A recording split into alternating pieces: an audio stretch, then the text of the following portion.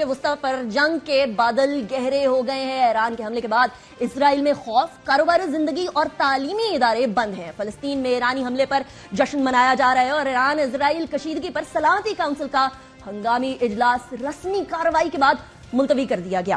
ایران نے بھی اسرائیل کی جانب سے مزید کسی بھی حملے کا منہ توڑ جواب دینے کا اعلان کر دیا ہے۔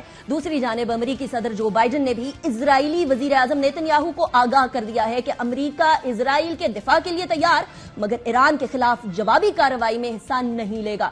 اسرائیل کے شام میں ایرانی سفارتخانے پر حملے کے جواب میں 13 اپریل کو ایران نے اسرائیل پر کروز میزائلوں اور ڈرون سے پہلا براہ راست حملہ کیا۔ ایران کی جانب سے اسرائیل پر 300 سے زائد ڈرون سے حملہ کیا گیا اور کئی ڈرونز اسرائیلی حدود میں جا گرے۔ تاہم متعدد ایرانی ڈرونز کو شام اور اردن کی فضائی حدود میں مار گرایا گیا۔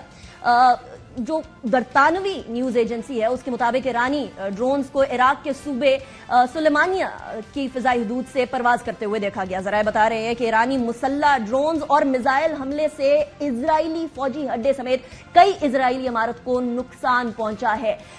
صحرائے نجف میں واقع اسرائیل کے سب سے بڑی جنگی بیس پر ایران کے 5 میزائل گرے، جس سے اسرائیل بیس کے 3 رن ویز تباہ ہو گئے ہیں۔ ایران نے 50% اہداف کو کامیابی سے نشانہ بنانے کا دعویٰ کیا ہے، مگر اسرائیل دعویٰ کر رہا ہے کہ ایران کے حملے کو ناکام بنا دیا گیا اور وہ اپنے اہداف حاصل کرنے میں ناکام رہا۔ امریکی سینٹرل کمانڈ کا دعویٰ ہے کہ امریکی فوج نے اسرائیل پر حملے کے لیے بھیجے گئے 80 سے زائد ڈرونز اور بیلسٹک میزائلز تباہ کر دیے ہیں، مگر اسرائیل کا دعویٰ ہے کہ 99% ڈرونز اور میزائلوں کو اسرائیلی فوج نے اتحادیوں کی مدد سے مار گرایا ہے، جس کی وجہ سے بڑا نقصان نہیں ہوا۔ ایران کی جانب سے اسرائیل پر براہ راست حملے سے پہلے امریکہ اور پڑوسی ممالک کو باقاعدہ آگاہ کر دیا گیا تھا۔ ترکی، عراق اور اردن نے بھی اس کی تصدیق کی ہے کہ ایران نے ان کے ذریعے امریکہ کو آگاہ کر دیا تھا۔ برطانوی نیوز ایجنسی بھی تصدیق کر رہی ہے کہ ایران نے حملے سے پہلے متنبع کر دیا تھا۔ ایران کے اس براہ راست رد عمل اور اسرائیل پر حملے کے بعد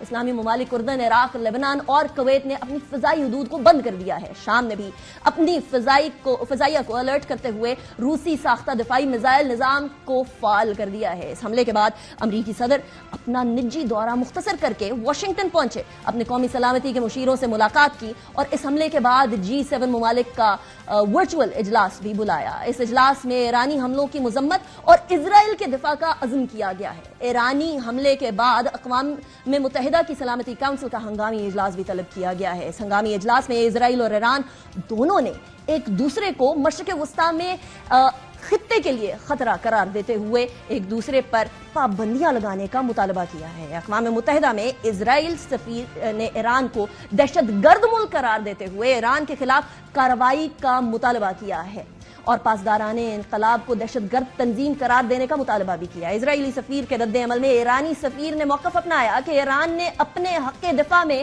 حملہ کیا، ایران پر اپنے دفاع کا بنیادی حق استعمال کر رہا تھا۔ اقوام متحدہ کی سلامتی کونسل امن اور سلامتی کو برقرار رکھنے میں اپنا فرض نبھانے میں ناکام ہو گئی ہے، اسی لیے ایران کے پاس سوائے جواب دینے کے کوئی چارہ نہیں تھا۔ ایرانی سفیر نے کہا کہ ایران کسی ملک سے کشیدگی یا جنگ نہیں چاہتا، لیکن کسی بھی خطرے یا جارحیت کا جواب دینے کا حق ضرور رکھتا ہے۔ اسرائیل نے 1 اپریل کو دمشق میں ایرانی سفارت خانے کو F-35 لڑاکا طیاروں سے حملہ کیا۔ سفارت خانے کی عمارت میں 6 میزائلز داغے گئے تھے۔ اس حملے میں ایران کے 2 سینئر کمانڈر، ایرانی فوج کے مشیر سمیت 5 افراد شہید ہو گئے تھے۔ ایرانی سفارت خانے پر اسرائیل کے اس حملے کے بعد ایران کی جانب سے شدید رد عمل سامنے آیا۔ ایرانی وزارت خارجہ کے ترجمان نے اس عزم کا اظہار کیا کہ ایرانی سفارت خانے پر حملہ کرنے والوں کے خلاف ایران اپنی جوابی کارروائی کا حق محفوظ رکھتا ہے اور تہران ان حملہ آوروں کی سزا کے بارے میں فیصلہ کرے گا۔ اس حملے کے 10 دن گزرنے کے بعد ایران نے 300 ڈرونز اور کروز میزائلز کے ساتھ اسرائیل پر حملہ کر دیا۔